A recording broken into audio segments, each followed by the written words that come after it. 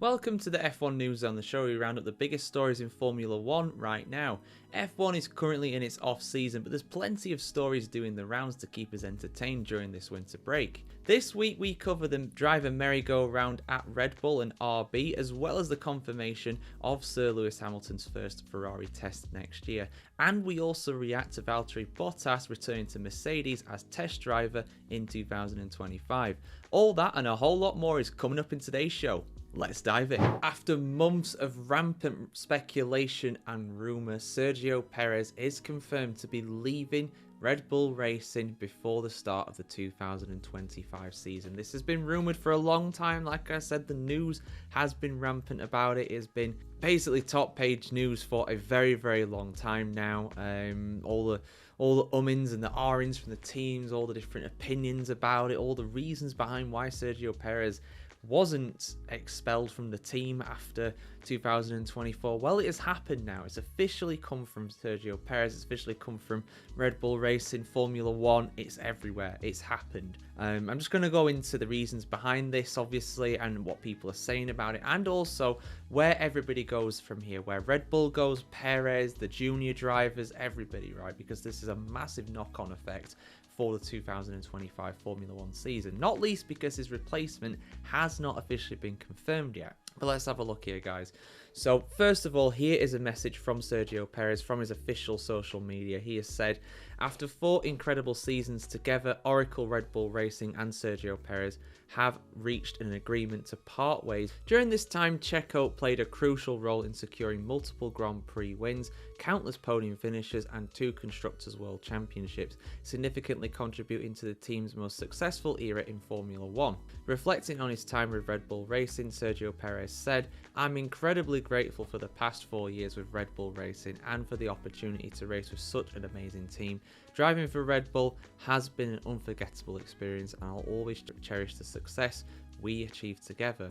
We broke records, reached remarkable milestones, and I've had the privilege of meeting so many incredible people along the way. A big thank you to every person in the team, from management, engineers and mechanics, catering, hospitality, kitchen, marketing and communications, as well as everyone at Milton Keynes. I wish you all the best for the future. It's also been an honour to race alongside Max as a teammate all these years and sharing our success. Special thank you to the fans around the world, and especially the Mexican fans, for your unwavering support every day. We'll meet again soon. And remember, never give up." And that's something that Perez didn't do. He never gave up. He always wants to, stick it out, try and get as much success at Red Bull as possible. It's not worked out for him in the end, but at the end of the day, he was someone who did contribute to those championships and was runner-up in 2023. So no one can ever take that away from him. Same with his Grand Prix victories and also his podiums and fastest laps and poles and everything like that. So where do we go from here? Well, the first question has to be, who goes to Red Bull to replace Perez? There is now a vacant seat there for 2025. Well, the rumours very much suggest that it's going to be Liam Lawson, and from all the noise that's been coming out of the Red Bull Racing organisation, I would bet very heavily that it's going to be Lawson. They've not really made any secrets about the fact that they prefer Lawson compared to Tsunoda. Dr. Helmut Marko has said as much, the senior team advisor there, so I think that's pretty clear.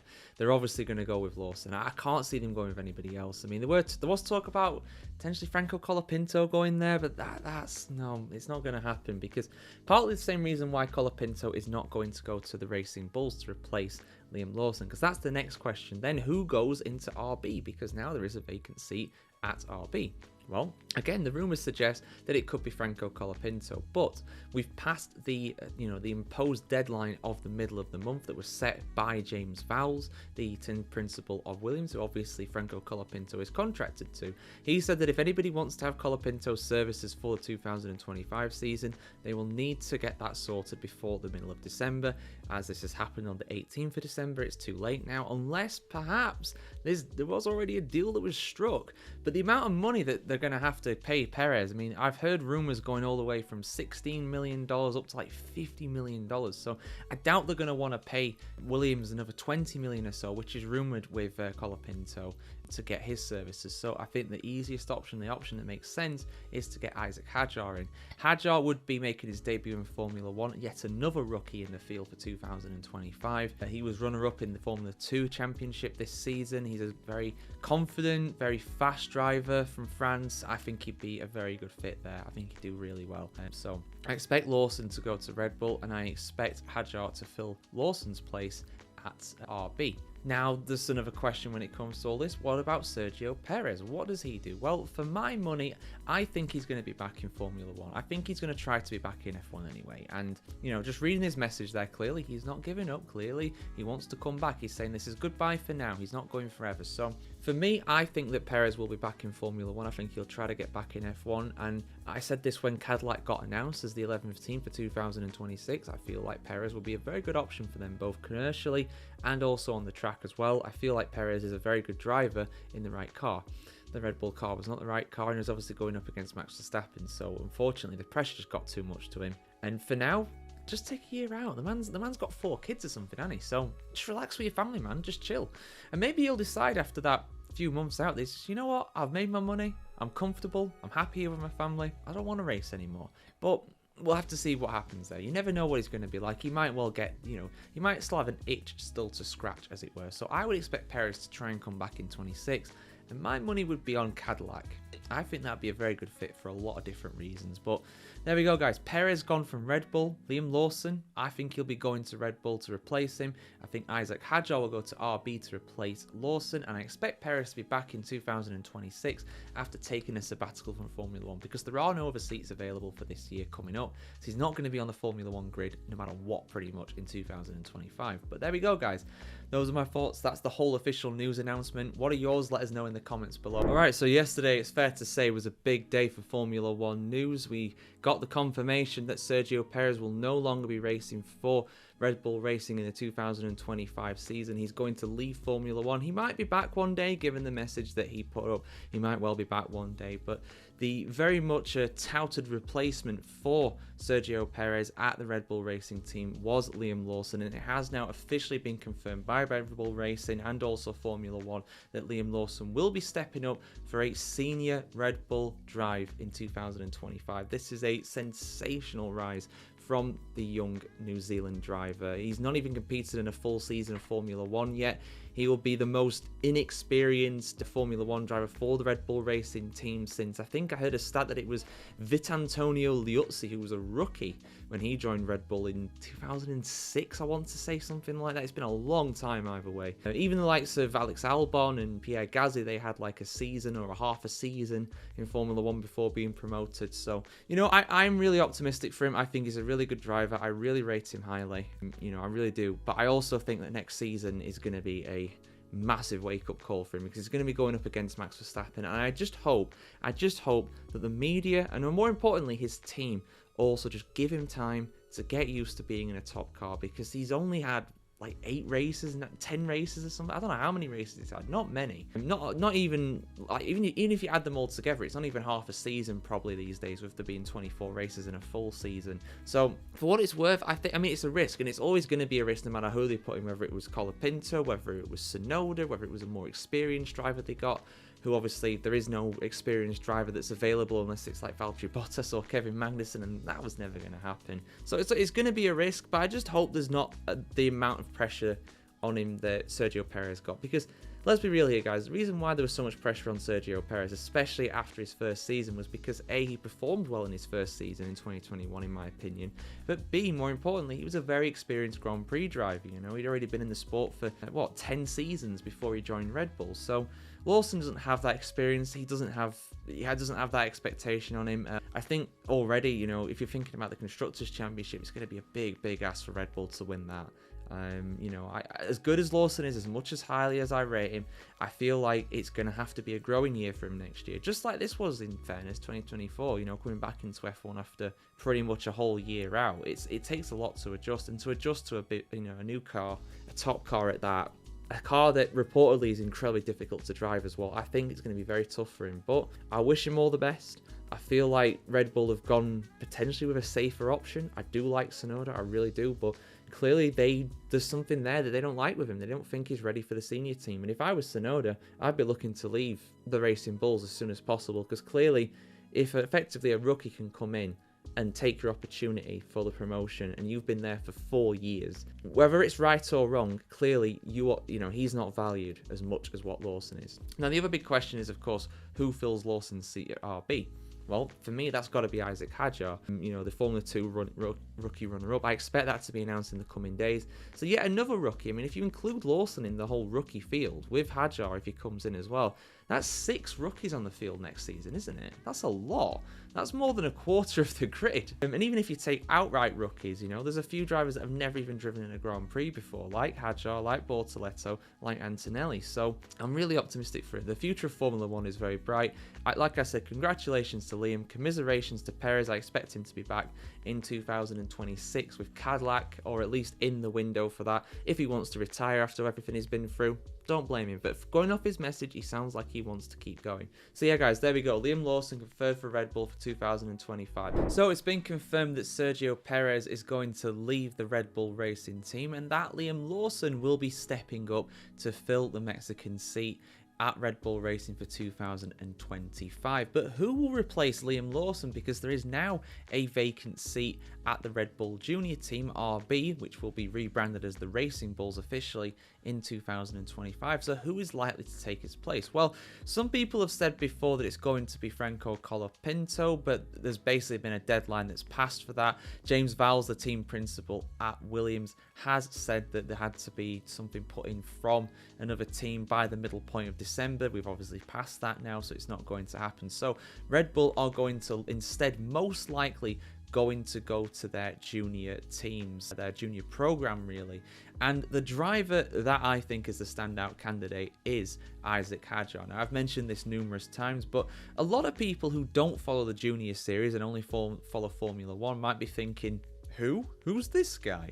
Well, I'll tell you who he is. So Isack Hadjar is a 20-year-old French racing driver who just finished runner-up in the 2024 Formula 2 Championship. He finished runner-up to Gabriel Bortoleto, who will be making his debut in the Formula 1 series in 2025 with Sauber Audi. Isack Hadjar, like I said, he finished in 2nd place in this championship, so it's unlikely that he would have gone back to go and compete in Formula 2 again next year. When it comes to his pedigree, when it comes to previous racing series that he's been involved in, he started in single seaters all the way back in 2018 with the Ginetta Junior Winter Championship, when I believe he was only 14 years of age when he was doing that. Did a few races there, but he made a proper go of a series back in 2019 for the first time, getting into the French Formula 4 Championship. The following year, he managed to finish 3rd in that French F4 Championship, and he also competed in some races in the Formula 4 UAE Championship over the winter as well. In 2021, he graduated to FRECA, where he finished in 5th, and he finished in 6th place as well in the F3 Asian Championship in that year too. The following year in 2022, he made his debut in the Formula 3 Championship, finishing 4th in his opening season, which earned him a promotion to Formula 2 for 2023. He was very quick at times in F2 in 2023, got his first podium as well in the series, finished 14th overall in the championship, which is not bad by any stretch for a debut campaign, not least when you're only 19 years of age. But then this year was his real breakout campaign, finishing runner-up. He got 4 wins, 1 pole position, 2 fastest laps, and another 4 podiums in addition to his 4 wins. Very, very impressive series for him racing for Campos. He's been a part of the Red Bull family since 2021. So when he was competing back in FRECA and the F3 Asian Championship, Red Bull clearly saw there was some serious talent in this guy. And, at the end of the day, I think he's definitely ready for Formula 1. If you finish 2nd in the Formula 2 Championship, I think you're ready for that. He'll have a very tough time of it against Yuki Tsunoda in the Racing Bulls next season, but I think he'll have some standout results. But a bit like Liam Lawson, Lawson to an extent as well, who is also going to be competing in his first full season. Obviously, he's competed in part seasons in 23 and 24, but I think it'll very much be a learning year from him. I wouldn't expect too much from him. There'll be some flashes of brilliance in qualifying in the race every now and again, but you know, it's going to take him time to get the experience and the consistency really to be a regular competitor for points. But I'd definitely say, given RB's pace this year, that they're going to be challenging for points semi-regularly in 2025. On the day that we had it confirmed that Sergio Perez is going to leave Red Bull and be replaced by Liam Lawson, we've also had some confirmation when it comes to Mercedes AMG. Of course, the Mercedes Formula 1 team will have a driver pairing of George Russell and Kimi Antonelli in 2025, but they've also made a significant signing for their reserve and test driver as well.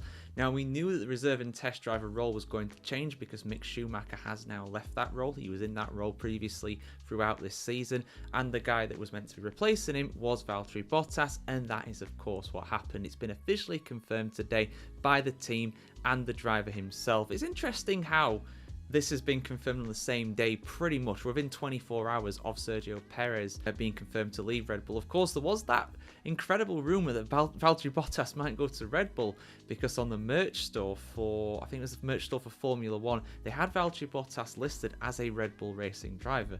Something that obviously was just a mistake, but it had the rumour mill going nonetheless. But yeah, let's have a look at what's been said here. There's a post here on the F1 Chronicles Facebook page. I'm not going to show it. You can head over to the Facebook page if you want. We just passed 10,000 followers on there, which is absolutely awesome. So thanks for all the support and love on there. But yeah, Valtteri Bottas has said the following on his reserve role that he's been announced for 2025. He said, I'm happy to be finally answering the question that I've been posed over the past month.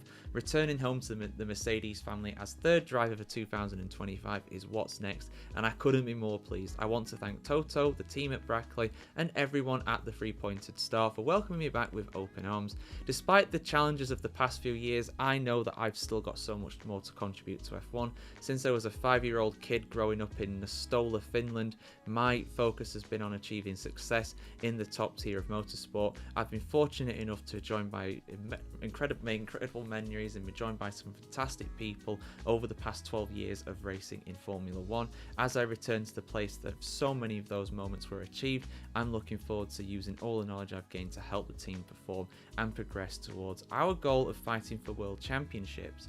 Toto Wolff has also said the following on the signing: welcome home, Valtteri. It's great to have you back. His impact and contribution in the 5 years he was with us previously as our race driver was immense. Along with scoring multiple Grand Prix wins, he played a vital role in 5 of our championship victories. His technical feedback and input were important in helping us to achieve those successes and push the team forward. Not only that, but he was also a fantastic colleague and a team member. His dry sense of humour and personable nature made him a firm favourite of everyone at Brackley and Brixworth. In his role as reserve driver, all of those qualities will be incredibly important in helping us compete for world championships and supporting both George and Kimi out on track. So yeah, I mean, it was rumoured as well that he's going to have like a team advisor role, but I suppose a third driver, a reserve driver, does have that kind of input anyway. He's got a lot of experience. I mean, what did he get? He got 10 Grand Prix wins, 20 pole positions, and 67 podiums during his time at Mercedes. And also thinking cynically as well, like I've said a few times, Mercedes will want someone like Bottas to be able to step in just in case Kimi Antonelli is not up to speed for Formula 1. I personally think he is up to speed for Formula 1 and that he'll be fine, but you never know till the guy gets in the car at the end of the day, so it's good to have an insurance policy there, for lack of a better term. And it keeps his foot in the door as well for 2026, where I believe he'll be competing with Sergio Perez and maybe a few others as well that are currently out of F1 for one of those Cadillac seats when they join the grid in 2026. But that's just my opinion. Right now he'll be focusing on Mercedes. Maybe he'll get some experience in the WEC, the World Endurance Championship, because they've just joined there in the LMGT3 category, although I do believe that he'd only go into WEC if it was with a hypercar project, which Mercedes may do one day, but right now they're just kind of dipping their toe in that series. But yeah, there we go guys, it's confirmed. Valtteri Bottas back to Mercedes as the third driver. Good choice. Let us know your thoughts in the comments below. So Sir Lewis Hamilton might not have to wait until the start of 2025 to drive his first Ferrari Formula 1 car. That's because apparently he's going to get to test an old car before the end of this year. Let's have a look at this, guys, because of course Ferrari did ask Mercedes, oh, can we use Hamilton for the postseason Abu Dhabi test? And Mercedes declined that opportunity because they still had sponsor commitments and stuff like that with Hamilton, which is fair enough. So it was very much, kind of said that, oh, he's going to drive the car for the first time in preseason testing in Bahrain. But sounds like he's going to get to drive a Ferrari before that, an old one, which isn't actually as old as what you might think usually. I think they only have to be about 3 years old to qualify as an old Formula 1 car. So he could well drive the 2021 Ferrari soon. But let's have a look at this, guys. Full article on the F1chronicle.com as always. Ferrari isn't setting a precise date for Lewis Hamilton's first test at the wheel of a red Formula 1 car in January. Boss Fred Vasseur has revealed that the fabled Italian team's 2025 car will be launched at Maranello on the 19th of February, which is the day after all the teams show off their 25 liveries at the O2 Arena in London. Keyword there being liveries. They're not revealing the cars for the most part. Despite all the razzmatazz and the light shows and everything like that's going to be going on, the actual cars they're revealing are going to be 24 cars for the most part, with 2025 liveries, which is that's a very key difference at the end of the day. I mean, I said this from the start, it's going to be a glorified livery reveal. It's going to be a cool event. The fans, the Drive to Survive generation, they're all going to get in on it. They've sold the place out. They're going to be doing the TikToks and the stories and the Facebook videos and stuff like that. But when it comes to actually, being important in terms of a car being revealed, that ain't it, Chief. And I knew it wasn't. There might be one or two that reveal their 25 car, but I doubt even that, to be honest with you, at this point. He let the news slip in conversation with Sky Italia's Maria San Giorgio when she asked Vasseur when Hamilton will be making his highly anticipated Ferrari testing debut.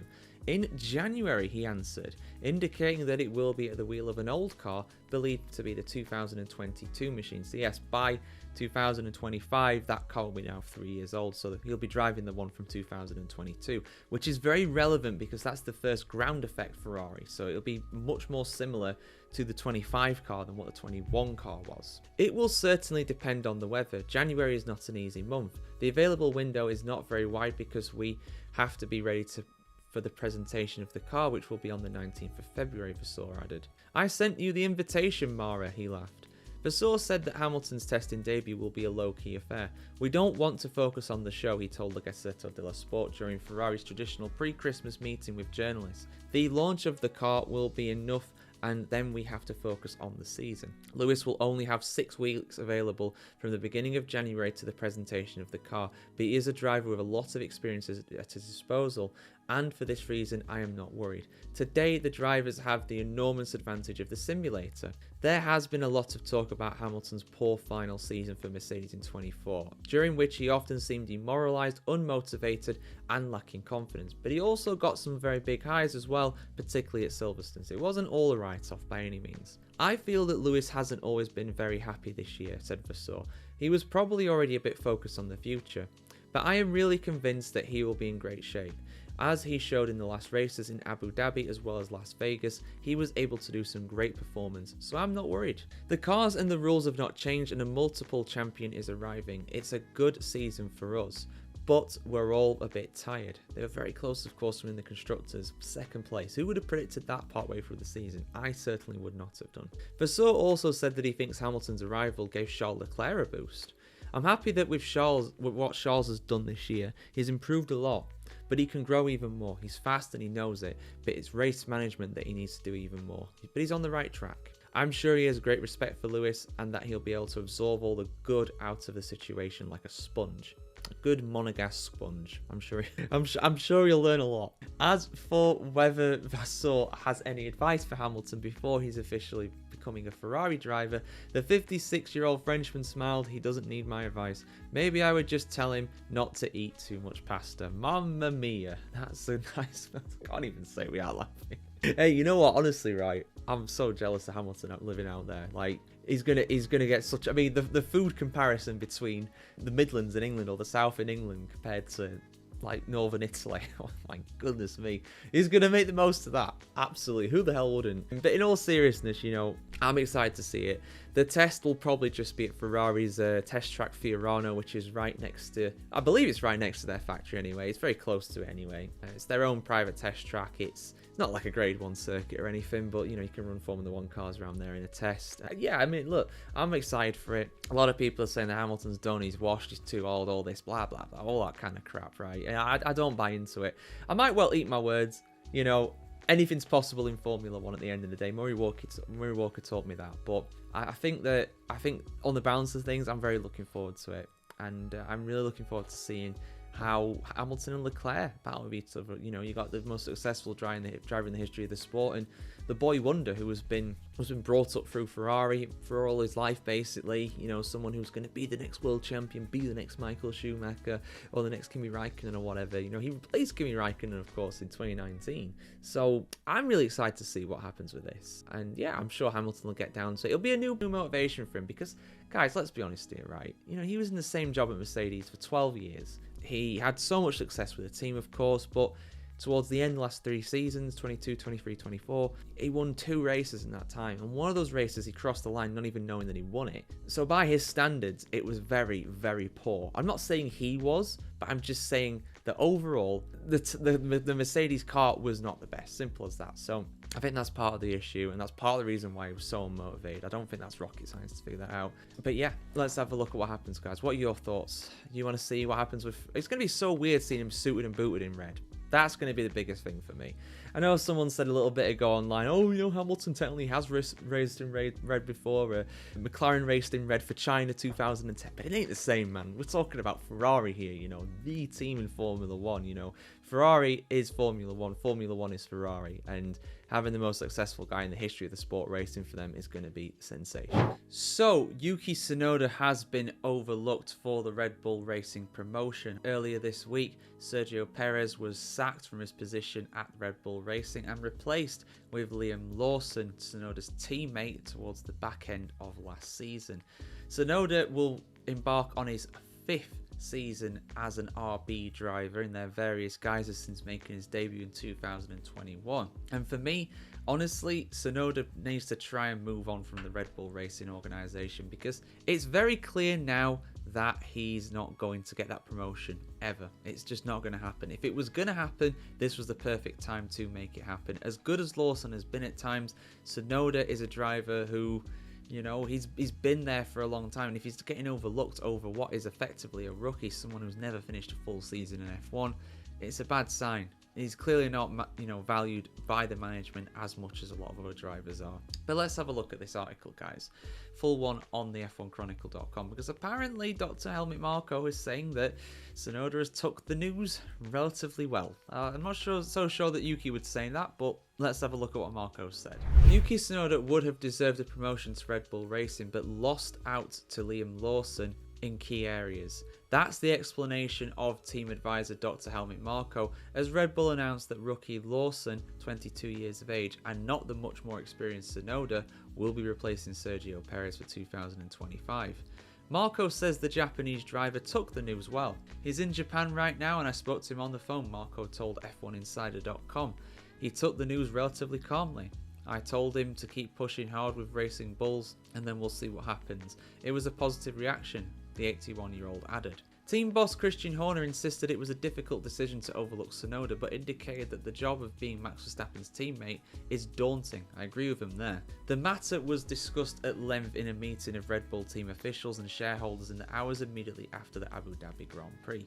The engineers presented comparative figures which were used as the basis for the decision, said Marko. In principle, it was a luxury problem. Both would have deserved the promotion. But Lawson may have more room for improvement in the future. His mental strength in particular was the deciding factor in the end. Horner also noted that Lawson's pace was a little bit better than Tsunoda's as they went head to head over the last part of the season at RB. What struck me the most about Liam is that you put him through a tough situation and he copes. He has a tough racing mentality and he's not afraid to fight wheel to wheel and to even use contact if necessary, he added. So I think he will do a great job for us. Former RB, previously Toro Rosso AlphaTauri, team boss Franz Tost, however, has a clear warning for the young New Zealander. All I can say about Liam is that he has to do his own thing and never try to compete with Max, said the Austrian. He is far from past his prime and has endless capacity. He now has the self-confidence of a 4-time world champion. If Liam focuses on Max's times, it will go wrong for him.